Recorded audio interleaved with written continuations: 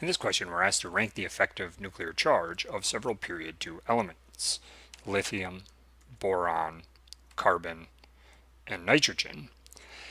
And before we do that, I want to talk a little bit about what effective nuclear charge is. So to do that, let's look at the Bohr model of an atom. And I want to start off by letting you know this is not perfect. However, if we look at the Bohr model of an atom for lithium, we have 3 protons in the nucleus with a +3 charge. And I'm going to ignore the neutrons. Then we have some electrons in n equals 1 and some electrons in n equals 2. For lithium, we have 2 electrons in n equals 1 and 1 electron in n equals 2. So what the effective nuclear charge is saying is that these 2 electrons shield the valence electrons from nuclear charge.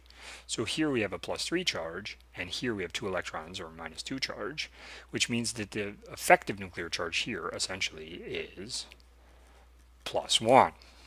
The 3 pluses minus the 2 minuses, which gives you a +1 charge.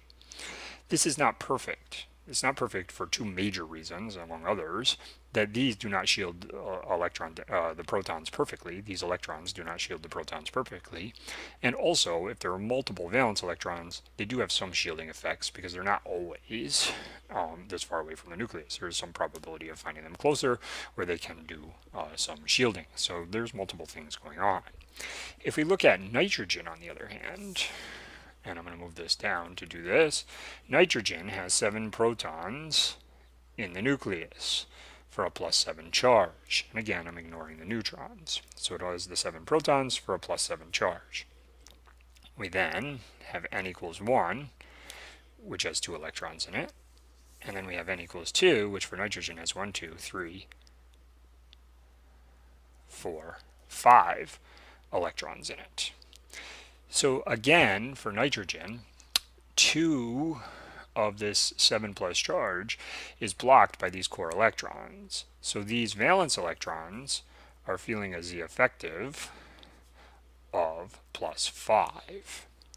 If you look at a periodic table, for the main group elements, you can think of their effective nuclear charge as equal to the number of valence electrons because all of the core electrons, the non-valence electrons, are shielding protons in the nucleus.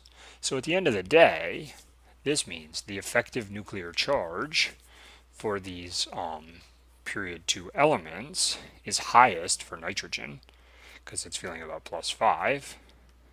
Next, for carbon, which is feeling about +4, followed by boron, which is feeling about +3, followed by lithium, which is feeling about +1. And again, these are not the exact effective nuclear charges here. They're just approximations so that we can rank them.